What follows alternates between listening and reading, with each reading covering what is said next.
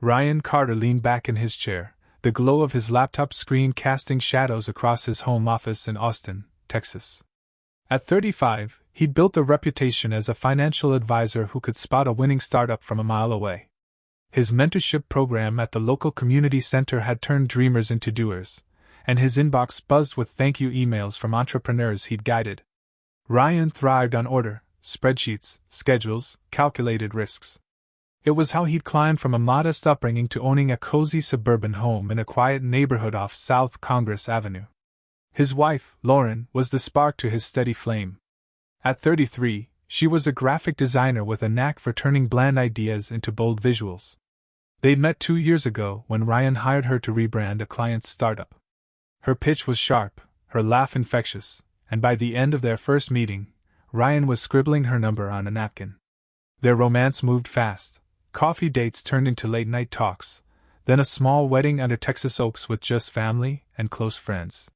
Now, they shared a life of routine, taco nights on Tuesdays, hiking the Barton Creek Greenbelt on weekends, and quiet evenings planning a future that might include kids. But lately, Ryan noticed a shift. Lauren's energy, once focused on their shared dreams, seemed scattered. She'd leave for her downtown studio early, return late, her phone glued to her hand. "Client meetings," she'd say, brushing off his questions with a smile that didn't quite reach her eyes. Ryan trusted her. He'd always trusted her. But the late nights were piling up, and her excuses felt rehearsed. He pushed the thought aside, chalking it up to her passion for her work. Lauren had big dreams, and Ryan had always been her biggest supporter. That morning, over coffee, Lauren dropped a bombshell. "I'm quitting my job," she said, stirring her mug with a nervous rhythm. "I'm ready to start my own studio. Be my own boss." Her voice carried the same fire Ryan had fallen for, but there was an edge to it, like she was convincing herself as much as him. He paused, fork hovering over his breakfast taco. The numbers ran through his head: mortgage, utilities, her student loans. They'd be leaning on his income alone. It was a risk, but Ryan was no stranger to calculated gambles. "If you're sure," he said, "I've got your back." Lauren's face lit up, and she squeezed his hand. "This is it, Ryan. I can feel it." Weeks later, the reality of her decision settled in. Ryan adjusted their budget, cutting back on dinners out and weekend trips. He paid for Lauren's office lease in a trendy East Austin co-working space, her Adobe subscriptions, and a new laptop she swore was essential. She threw herself into the studio, sketching logos, pitching to potential clients, networking at industry meetups. Ryan admired her hustle, even if the bank account took a hit. He'd check in, asking about her progress, but her answers were vague. "It's coming together," she'd say, scrolling through her phone. "Just need a little more time." One evening, Ryan came home to find Lauren pacing the living room, her laptop open to a spreadsheet littered with red numbers. "Everything okay?" he asked, setting his keys down. She snapped the laptop shut. "Just some startup hiccups," she said, forcing a smile. "Nothing I can't handle." But Ryan caught the flicker of worry in her eyes. He didn't press. Lauren hated being pushed, but the unease lingered. Later, as he reviewed their joint account for the monthly budget, he noticed a $200 charge to a downtown restaurant he'd never heard of. They hadn't gone out in weeks. When he asked, Lauren shrugged. "Client lunch," she said, turning away to answer a text. The next morning, Ryan found a crumpled receipt in her jacket pocket while grabbing his own coat. It was from the same restaurant, dated the previous week, for 2 cocktails and a meal, paid in cash. His stomach twisted. Lauren didn't drink cocktails, and she hadn't mentioned any clients. He shoved the receipt back, telling himself it was nothing. But as he drove to work, the doubt gnawed at him. Lauren's late nights, her guarded phone, the unexplained expenses, they were pieces of a puzzle he wasn't sure he wanted to solve. For now, he'd trust her. But the seed of suspicion had been planted, and Ryan, a man who lived by logic, knew it wouldn't stay buried for long. Ryan Carter's mornings started with precision: coffee brewed at 6:45, emails checked by 7 o'clock, and a quick scan of the markets before heading to his Austin office. But lately, his routine felt like a tether straining under the weight of Lauren's new venture. Her design studio, launched with bold promises, was draining their savings faster than Ryan had anticipated. He'd agreed to cover the household bills, her office rent, and software costs, but 3 months in, there were no clients, no contracts, just Lauren's assurances that things were moving. Ryan trusted her drive, but the numbers weren't adding up. Lauren spent her days at her East Austin co-working space, returning home late with stories of networking events and potential leads. Her phone buzzed constantly, texts, emails, notifications she'd swipe away when Ryan glanced over. "Just work stuff," she'd say, her tone clipped. He didn't push, but the distance between them grew. Their taco nights became silent meals, and weekend hikes were replaced by Lauren's urgent studio errands. Ryan buried his unease in work, mentoring startups at the community center, but the crumpled restaurant receipt from last month still haunted him. A $200 charge for cocktails and a meal, Lauren's client lunch, felt like a loose thread he couldn't ignore. One evening, Ryan sat down to balance their joint account. The screen glowed with red flags: a $150 withdrawal from an ATM downtown, a $75 charge to a boutique coffee shop, and a $300 payment to a marketing course Lauren hadn't mentioned. He cross-checked the dates, none aligned with her supposed client meetings. His jaw tightened. They'd agreed to transparency, especially with money tight. When Lauren walked in, tossing her keys on the counter, Ryan didn't hesitate. "What's this marketing course? And the cash withdrawals?" he asked, turning the laptop toward her. Lauren froze, then rolled her eyes. "God, Ryan, it's just business expenses. You're acting like I'm hiding something." Her voice was sharp, defensive. "You said you'd support me? This is what it takes." Ryan leaned forward, keeping his tone even. "I'm supporting you. But I need to know where our money's going." Lauren crossed her arms. "It's under control. I'm building something big. You wouldn't get it, you crunch numbers I create." The jab stung, but Ryan let it slide. "Just keep me in the loop," he said, closing the laptop. She nodded, but her eyes darted to her phone. Days later, an email pinged Ryan's inbox from an unknown sender, Ethan Moore, a freelance web developer. The subject line read, "Overdue invoice, urgent." Ethan claimed Lauren owed $1,200 for coding work on her studio's website, unpaid for 2 months despite reminders. Ryan's stomach churned. Lauren hadn't mentioned hiring anyone, let alone a freelancer. He forwarded the email to her with a single line. "Care to explain?" Her reply came hours later, curt. "I'll handle it. Don't worry." But worry was all Ryan felt now. He Googled Ethan Moore, finding a sleek portfolio site with a photo of a guy in his 30s, arms crossed, standing outside an Austin coffee shop. Something about the image nagged at Ryan, but he couldn't place it. The next week, Lauren announced she was attending a design conference in Dallas. "It's a big opportunity," she said, packing a duffel bag. "I'll be back Sunday." Ryan nodded, but the timing felt off. She'd never mentioned conferences before. He offered to drive her to the airport, but she insisted on an Uber, citing early flights. After she left, Ryan checked their account again. Another $250 withdrawal, this time from a Dallas hotel bar, posted the night before she was supposedly traveling. He called her, but it went to voicemail. A text followed. "In a session. Talk later." That night, Ryan couldn't sleep. He paced the living room, replaying every vague answer, every dodged question. The receipt, the charges, the freelancer's email, they weren't random. He opened his laptop and logged into their shared cloud drive, something he hadn't done in months.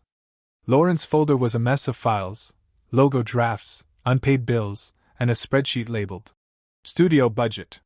One entry caught his eye. Moore Consulting, $2,500. The amount was double Ethan's invoice, and the date matched the Dallas withdrawal. Ryan's pulse quickened. He wasn't just funding her dream, he was bankrolling something he didn't understand. By the time Lauren returned, Ryan's patience was fraying. At breakfast, he slid the printed spreadsheet across the table. "Who's Ethan Moore, and why are we paying him thousands?" Lauren's fork clattered against her plate. "He's just a contractor," she snapped, avoiding his gaze. "You're obsessing, Ryan. I said I'd handle it." But her voice cracked, and for the first time, Ryan saw something new in her eyes: fear. He leaned back, heart pounding. Whatever Lauren was hiding, it was bigger than a failed business. And he was done waiting for answers. Ryan Carter's trust in Lauren had been eroding for weeks, chipped away by vague answers and unexplained expenses. The $2,500 payment to Ethan Moore, a freelancer Lauren barely acknowledged, was the final crack.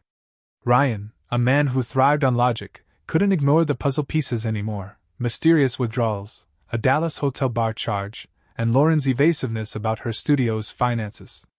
By Sunday evening, when she returned from her supposed design conference, Ryan was ready to act. He needed answers, not more excuses. Lauren walked in, dropping her duffel bag by the door. "Long weekend," she said, avoiding his gaze as she grabbed a water bottle. Ryan stood in the kitchen, arms crossed. "We need to talk about Ethan Moore," he said, voice steady but firm. Lauren's hand paused on the fridge door. "I told you he's a contractor. It's handled." Her tone was sharp, but Ryan caught a tremor in it. "Handled how?" he pressed. "Because I'm seeing payments to him that don't match his invoice." Lauren spun around, eyes flashing. "Why are you digging into my work? You don't trust me?" Ryan held up the printed spreadsheet from their shared drive. "This says you paid him $2,500. His invoice was $1,200. Explain it." Lauren's jaw tightened, and for a moment, silence hung heavy. "It's just business," she said finally, turning away. "You're blowing this out of proportion." But Ryan wasn't letting it go. "Then why's there a Dallas bar charge from the night before you left? You said you were at a conference." Lauren's phone buzzed on the counter, and she reached for it instinctively. Ryan stepped forward, blocking her. "No more dodging. I deserve the truth." Her defiance crumbled. "Fine," she snapped, tossing her phone down. "You want to play detective? Go ahead." The challenge in her voice pushed Ryan over the edge. He didn't want to invade her privacy, but the lies were suffocating. "I will," he said, grabbing his keys. "I'm going to your studio. Meet me there, or I'll find out myself." Lauren's eyes widened, but she didn't stop him as he left. The drive to East Austin was a blur, Ryan's mind racing with every inconsistency: receipts, withdrawals, Ethan's name. The co-working space was quiet, most offices dark on a Sunday night. Lauren's studio door was unlocked, the lights dim. Ryan called her name, but only silence answered. Her desk was cluttered with sketches and coffee cups, her laptop open, screen glowing. He hesitated, then sat down, driven by a need for clarity. The email client was open, and a thread with Ethan Moore sat at the top. The subject: payment plan. Ryan's heart sank as he clicked it. Lauren's message was short. "Need another job done. Can we work out the same deal?" Ethan's reply, timestamped that morning, was blunt. "I'll do it, but no more favors. Cash up front, not your alternative." Ryan's breath caught. He scrolled up, finding older emails. One from weeks ago made his blood run cold. "Settled the $1,200. Same time next week?" Ethan's response: "Works for me. Your place or mine?" The words hit like a punch. This wasn't just about money. Lauren had been trading more than services with Ethan, her ex, a detail she'd never shared. Ryan's hands shook as he pieced it together: the Dallas charge, the late nights, the secrecy. It wasn't a failing business. It was betrayal. The door creaked open, and Lauren stepped in, her face paling as she saw Ryan at her desk. "You're reading my emails?" she whispered, voice breaking. Ryan turned, his stare cold. "Is it true? You're sleeping with him to pay your debts?" Lauren's shoulders slumped, and for a moment she looked small, caught. "It was a mistake," she said, tears welling. "I was desperate. The studio was sinking, and I didn't know how to tell you. It happened once, Ryan, I swear." Her voice cracked, but the words rang hollow. "Once?" Ryan said, pointing to the screen. "These emails go back months. You lied to my face every day."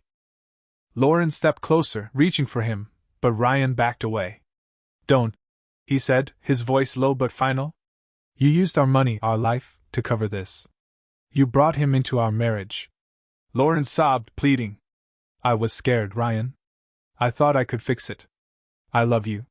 But the confession only deepened the wound. Ryan's trust, built over years, shattered in that cramped office. "Pack your things," he said, standing. "You're gone tonight." Lauren's protests followed him out the door, but he didn't look back. The drive home was silent, his mind numb but resolute. Whatever they'd had was over. At home, Ryan moved mechanically, pulling Lauren's clothes from drawers, folding them into suitcases. Each item felt like a relic of a life that no longer existed. When Lauren arrived, eyes red, she tried to speak, but Ryan pointed to the bags. "You know why," he said. She stood frozen, then nodded, taking the suitcases. The door clicked shut behind her, and the silence was deafening. Ryan sat on the couch, staring at nothing, the weight of her betrayal settling in. But one thing was clear: he wasn't the one who'd broken their vows. Ryan Carter sat alone in his Austin home, the silence louder than ever after Lauren's departure. The sting of her betrayal, sleeping with her ex, Ethan Moore, to settle debts, cut deeper than Ryan could have imagined. He'd packed her bags and sent her away that night, her tearful pleas fading as the door closed. Now, at 35, the life he'd built with precision and trust lay in pieces. But Ryan wasn't one to wallow. He needed action, a plan to reclaim control. The next morning, Ryan called a divorce lawyer recommended by a colleague. "I want this clean and fast," he told Sarah, a sharp attorney with a no-nonsense reputation. She nodded, flipping through his notes on their joint finances. "You've got a strong case," she said. "Let's audit everything." Ryan handed over bank statements, the spreadsheet he'd found, and Ethan's emails. Sarah's eyebrows lifted at the $2,500 payment to Ethan, far exceeding his invoice. "This looks like more than bad business," she said. Ryan's jaw tightened. It was. The audit revealed a mess. Lauren had siphoned over $10,000 from their joint account, cash withdrawals, unexplained transfers, and payments to vendors who never delivered. One transfer, $3,000, went to an account linked to Ethan's name. Ryan's stomach churned, but he stayed focused. Sarah suggested freezing the account to prevent further damage. "Done," Ryan said, signing the paperwork. He also listed their suburban home for sale. Every corner held memories of Lauren's lies, her late-night texts, her fake conference trips. He couldn't stay. Lauren didn't contest the divorce. When Sarah contacted her, she agreed to meet at a neutral office downtown. Ryan sat across from her, a conference table between them. Lauren's eyes were downcast, her usual spark gone. "I'm sorry," she whispered, signing the papers. Ryan didn't respond. Her apology couldn't undo the months of deception, the betrayal with Ethan, or the financial chaos she'd left behind. The house was his before the marriage, so it stayed with him. Lauren took only her personal belongings, no fight, no demands. The process was over in weeks, a clean break that felt anything but. Ryan moved to a sleek apartment in downtown Austin, closer to his office. The sale of the house covered the debts Lauren had racked up, leaving him with enough to start fresh. He threw himself into work, advising startups with a renewed focus. His mentorship sessions at the community center became his anchor, where young entrepreneurs reminded him of his own resilience. "You've got to pivot when things crash," he told a nervous founder one evening, the words doubling as his own mantra. Lauren, meanwhile, resurfaced at a small design agency, taking a junior role with long hours and low pay. Mutual friends mentioned she'd shuttered her studio, the dream she'd gambled their marriage for now a failure. Ryan didn't ask for details. He blocked her number, deleted her from his socials, and avoided the East Austin co-working space where her lies had unraveled. But one afternoon, a text from a mutual friend, Jake, broke through. "Saw Lauren at a coffee shop. She looked rough, said she's trying to rebuild. Asked about you." Ryan typed a reply, then deleted it. He didn't owe her his concern. At night, alone in his apartment, Ryan replayed the emails he'd found, Lauren's deal with Ethan, her casual betrayal. The pain lingered, but it fueled him. He started running again, hitting the trails around Lady Bird Lake at dawn. The rhythm of his steps cleared his mind, each mile a step away from the past. He reconnected with old friends, grabbing beers at local breweries, laughing for the first time in months. One friend, Mia, a fellow advisor, noticed the change. "You're back," she said over drinks. Ryan shrugged. Getting there. The financial fallout was contained, but the emotional toll was harder to quantify. Ryan hired a forensic accountant to ensure no more surprises lurked in his accounts. The report confirmed Lauren's spending was reckless but not criminal, no grounds for a lawsuit. Ryan was relieved. He wanted closure, not revenge. Still, he couldn't shake the image of Lauren's emails, her voice begging for forgiveness. He didn't hate her, but trust, once broken, couldn't be rebuilt. By spring, Ryan's life had a new rhythm. He mentored a startup that landed its first major investor, a win that felt personal. He signed up for a half marathon, something Lauren had always dismissed as pointless. As he trained, he thought less about her and more about what lay ahead. The divorce papers were filed, the house sold, the accounts settled. Lauren was gone, her choices her own burden now. Ryan stood at a crossroads, not the man he was a year ago, but one ready to rebuild, stronger, wiser, and alone, but not lonely. Ryan Carter stood at the edge of Austin's Barton Creek greenbelt, the early morning sun cutting through the trees. 6 months had passed since he'd packed Lauren's bags, since her confession of betrayal with Ethan Moore had shattered their marriage. At 35, Ryan had rebuilt his life piece by piece, trading the chaos of her lies for a new kind of clarity. The divorce was finalized, the house sold, the financial wreckage cleared. Now, as he laced up his running shoes, he felt lighter, not whole, but closer than he'd been. Work had become his anchor. Ryan's financial advising firm thrived, his reputation bolstered by a startup he'd mentored landing a $1 million deal. At the community center, his weekly sessions with young entrepreneurs were packed. He shared lessons from his own failures, never mentioning Lauren but weaving her betrayal into warnings about trust and accountability. Vet your partners carefully, he'd tell them, his voice steady. Not just in business, but in life. The room would nod, sensing the weight behind his words.